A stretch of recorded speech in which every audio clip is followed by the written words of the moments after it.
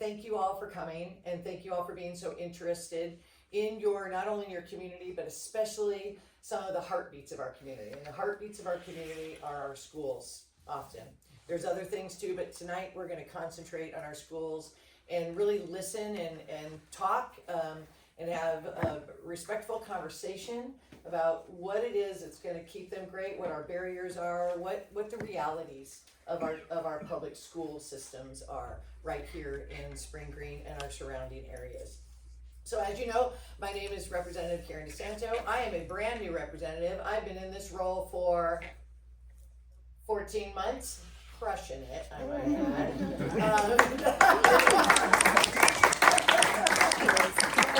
Sometimes I feel crushed, I'm not gonna lie. But it has just been an absolute pleasure to work on your behalf. And I was just at our legislative Black Caucus just met today, and it was so amazing. We were in the building, and they did a whole day of advocacy with people from all over the state, and they had a moment for freshman class. So we have a freshman class. I've shared with you this before. We have a freshman class on the legislative side of 23 new freshmen. 23. So we are really the majority of our minority party in Wisconsin. In the assembly. In the assembly, correct. Now, I'm going to let my amazing senator talk with Senate stuff, because it is very different. You know, it's so surprising. But I just came from there, and it was one of my colleagues said, you know, I have a one-word job description. Because it's called representative. And when you just look at it just like that, that we are not here to tell you what I think. I'm certainly glad that we think often in the same modules, but we are representative of the people. And this is clearly one of those representations of representatives coming and listening to you and what you say and what you need and how we can best help facilitate it. So again, with that, I am thrilled to sit next to this amazing person. As you know, we spent a lot of time on the campaign trail together, but now it's so wonderful to have her right around the corner, through a corridor, up a couple stairs, and down the hallway of the state capitol, the amazing Senator Sarah Kieski. Right? I get to work with her, which I feel really fortunate for. I get to work with Ethan, and we have our helpers, like she said. We are new. We have been in 14 months. It has been a wild ride. There is a learning curve, like needless to say, so much to learn. And I feel really well informed, but sort of like broadly, but you know, maybe not as deeply. And I keep on learning more all the time. So I'm really excited about this because I know I'll also learn here tonight. I'm on the education committee in the Senate. And our Senate, we have 15 representatives right now from the Democratic Party, and we have 18 representatives from the Republican Party in the Senate. And we are looking forward to the fall because we are planning on flipping some of those seats and getting a majority in the Senate. So watch for that because I believe it will be happening. And then we'll just, you know, we'll see what that means, but hopefully it'll mean a bit more focus on our public schools. That is a very big goal for many of us. As I said, I'm on the education committee, and so public school funding is a very big part of my job, trying to be very aware of what is needed, what innovations are there, how we keep our new teachers coming in, keeping the teachers that we have, addressing the mental health issues that we are now seeing increasing, making sure we can pay for special ed funding. I mean, there's so many things going on, needless to say, in education. So I'm sure we'll talk about many of those. But thank you for coming. I see so many friendly, familiar faces. This is just such a welcoming community. So whatever y'all do here to make it that, like, keep it up. It's really sweet to be here. So thank you. And I will sit and you can hear those others.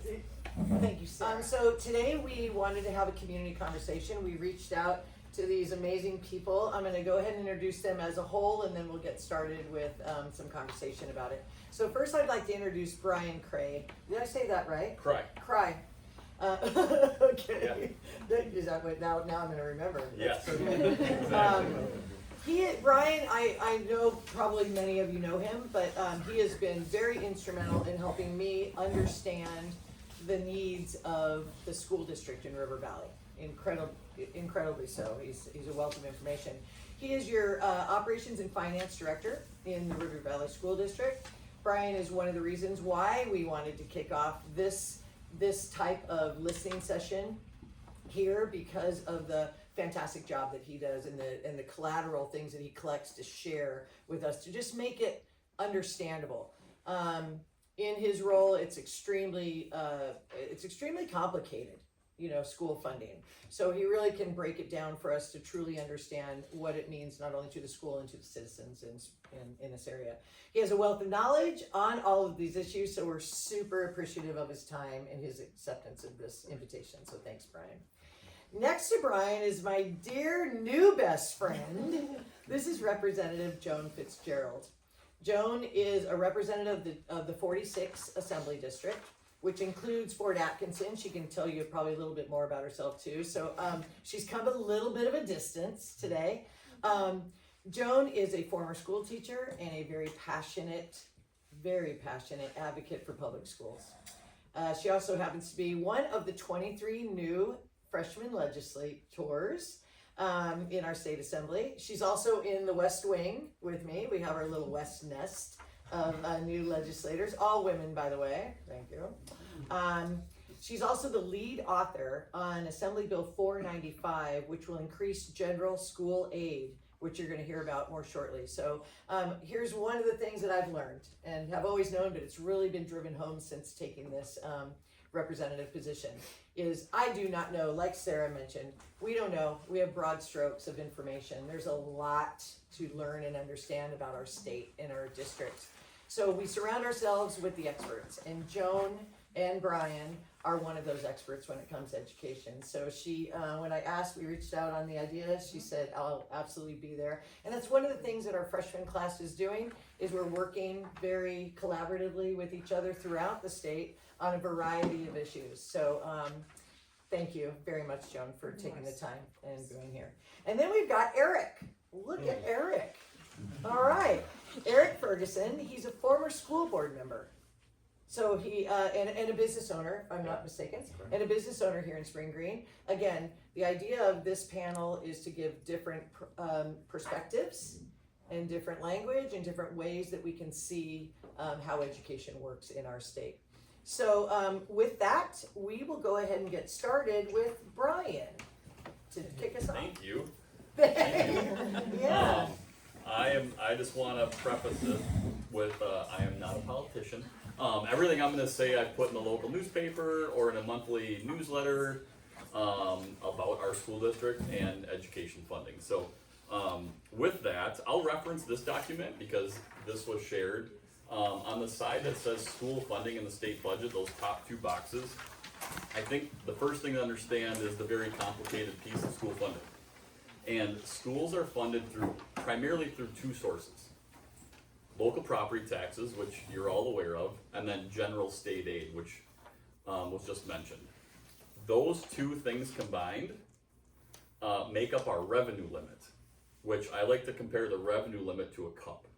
So if I have a cup here, the revenue limit, which will increase, usually, sometimes increases, sometimes decreases, but that is dictated by the state budget, okay? So this year, for the 25-26 school year, Governor Evers increased our cup, our revenue limit, by $325 per pupil, which is about 2.87%. The state budget did not increase the general state aid. So our cup got slightly bigger, but in order to fill it, it's usually a combination of local property taxes and general state aid. There was no increase in general state aid. So the only way to fill our cup was through local property taxes. And that was for every school district in the state. So hopefully that makes sense, and I can, if there's questions on that later, I can answer those. The other note on that is that state aid has increased every year since 2011. The last time there wasn't an increase in state aid in this cup formula was 2009-2011 when there was a state deficit, which is unlike where we sit now with a few billion or $4 billion in surplus. So that's my quick overview on school funding. the next thing I wanted to get into is that column or bar chart right below here. This is all the referendums that since 1990, and you can see that line trends north starting in about 2009. And as I said, that the revenue limit is our main source of funding. And prior to 2009, there were inflationary increases provided to every school district. That stopped that year. So since 2010, the average increase of our cup, the amount of revenue we can get, has been less than 1%. So 0.73%. That is why that line has trended, and is also why River Valley went to referendum in 2019, 2022, 2025, and had to close schools. To put that in context, if you were making $20 an hour at an hourly job back in 2010, and you got the same annual increases that we got as a public school district from the state budget, you'd currently be making $22.39 an hour. So $20 an hour in 2010, $22.39 an hour in 2026. That's the increases we've received. So hopefully that provides some context as to why we need a referendum along with everybody else, just to operate. So, and the other thing too is I think people think like schools get deals, they're a big business. We don't get any rebates on health insurance and we still gotta pay our staff too. So we're not immune to inflationary increases. The next thing I touch on is in the bottom right corner of that page, it says some sufficient special education. So some sufficient, as you can see, would be the state providing enough money to fund the entire program. It's currently some certain. So when we develop budgets, we base them on the state budget, and the state budget said that our special ed costs, and it's not every cost, there's some guardrails there, we're gonna be reimbursed at 42%. We've received 4 of our 6 payments so far this year from DPI, and they've been reimbursed at 35%, because there's not enough money in that pot. So for River Valley, that's a couple $100,000 that in revenue that we may not receive. And then I'll flip it over, we'll go to the other side, and I will voucher schools. And I just wanna reference that it's this small bar chart right here, because that's actually River Valley in black. And this year, we received $325 increase per pupil on the revenue limit on our cup. The voucher schools received a lot more, and it's the first year that they've now surpassed us. They are the gray bar there. Voucher schools are now receiving $12,124 on average, because K-8 schools get a little bit less and high schools get more. So the voucher schools are getting more than River Valley, and then you can see in 26, 27 next to it, we get a $325 increase along with every other public school district, and the voucher schools are gonna get a $428 increase. So just additional money going towards voucher schools compared to River Valley in public schools. And finally, how has the state budget impacted your taxes? Which I don't know if I talked to anybody in this room, but I talked to a lot of people in December and January. So if we circle back to that cup, our revenue limit, I said, increased by 2.87%, and that entire increase fell on taxpayers this year. That's the one major piece that I talked to people about. There was actually an example. I dove into tax bills because you can find them online. And one example was in the town of Spring Green, where the school tax line actually went up $500, but the referendum went up $38 because people were like, this dang referendum's costing me so much more money. It wasn't the referendum. If you compare your tax bill from this year to last year, the referendum barely went up. But your overall school taxes went up because our cup increased and we got no additional state aid. Which is kind of nice. I said it's the first time I've actually liked that referendum being on property tax bills, because it was a good comparison. So I think the last thing I'd say in regards to voucher schools, there's a table there that shows Partyville, Portage, Beard, Woodstock Prairie. Those are numbers from last year. The voucher program this year in 25-26 cost River Valley taxpayers $287,526. Note that there's not a voucher school in our district. So it's a little more complicated, but we act as a middleman. We collect public tax dollars in the amount of $287,526, and then it goes to the state to fund the voucher program. On your tax bill, that's about $18 per $100,000 of value. So, and it's not staying in our district, or who knows where it's going. So, with that, I'm done with my little piece. Hopefully that was okay. Yeah, I love the analogy of the cup, because that's a really, really good way to think about it. And I think even if we think about that historically, so revenue limits started many years ago. Tommy Thompson was governor at the time. Schools were kind of overspending a little bit. We wanted to rein that in. The promise at the time, though, back in, I don't know, when would that have been, 93, when we started this, was there was two promises that were made at that time. One was, don't worry schools, the cup will get a little bit bigger every year, but don't worry, because the state will fund 2/3 of that cup, guaranteed. It was a pretty good plan, actually. I was teaching at the time, I was a little annoyed, but he was right. That was a pretty good way of doing it, right? We could increase revenue for schools at a very controlled rate, but we'd take care of it so that the burden would not fall to property tax owners. And what has happened, Governor Walker said, you know what, I don't really like that idea. We're gonna just kind of stop, increasing revenue, and we're gonna stop funding schools. Got us to where we are today. So I think our goal in the state capitol is sort of, twofold. We hear loud and clear from people that property taxes are too high. I'm a homeowner, I see my property taxes go up as well. So we hear that, and schools are underfunded.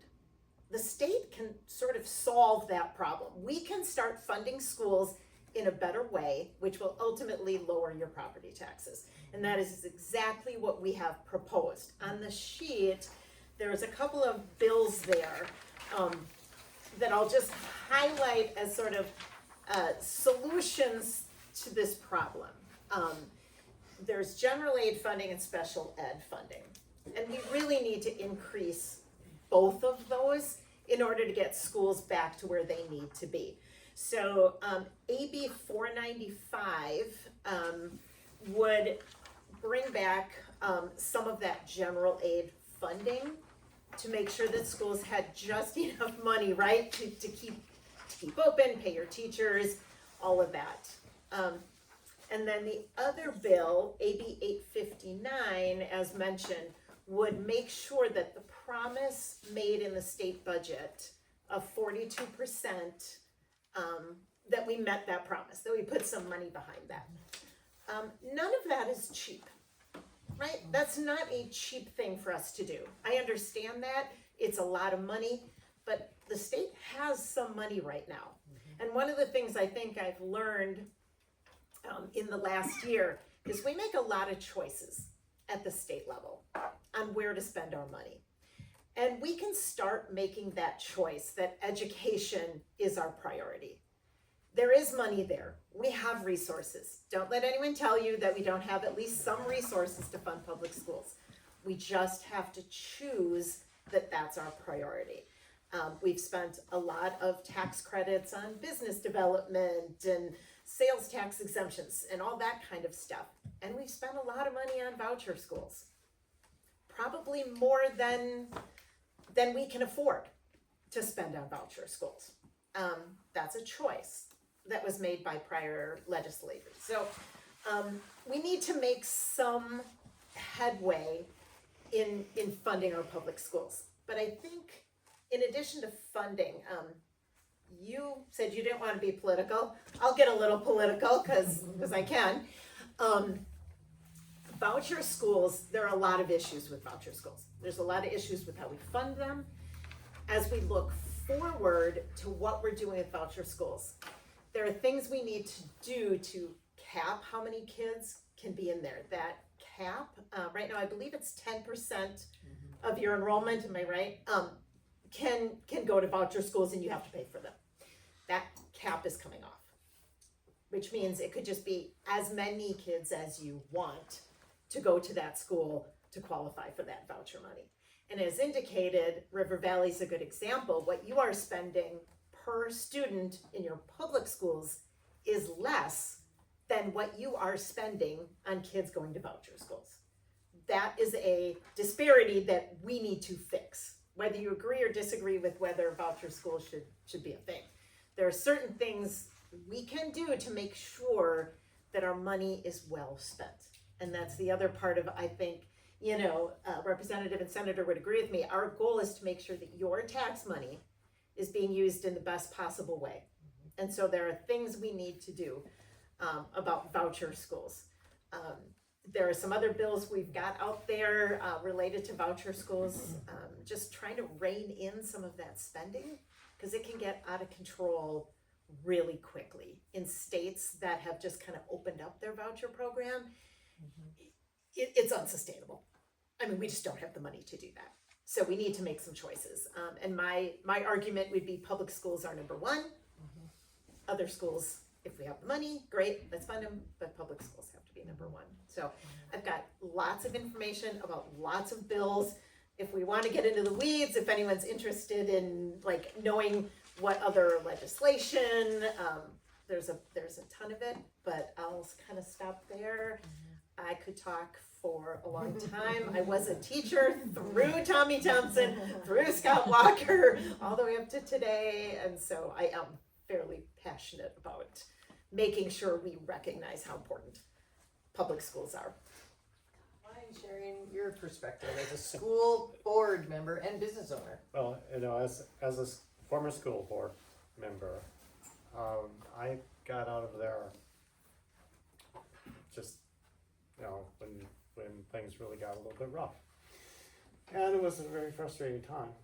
And it was like, we negotiated a contract with the teachers and everything that was almost exactly what was being suggested by the state at the time. And all of a sudden, it was with the advent of the different legislators, it wasn't even an option anymore. And so that was a time for me, which was like, we were going to phase it in a couple of years. All of a sudden, it's done that year. And that was very, very annoying as a person. And I realized that as a school board member, my reason for being there wasn't being met anymore. And also, along with that, was the graduation of child, who was my last child in school there, and it was like, okay, it's time for somebody else to step up with that. But that was what brought me away from the school board. And just listening tonight here to both of you presenting, I talked to Brian here a while back about school funding and taxes in our community, because I had people coming to me and going like, well, why are my taxes so different than the taxes in Arena? I live in the town of Spring Green, and I was like, I honestly can't tell you why that is the case. and so I reached out to Brian, and he was like, he gave a very good reasoning for it, which was like, I had no idea, even though I had been on the school board, that was a thing that we did in this district. The taxation is based upon the valuation of the municipalities that you live in.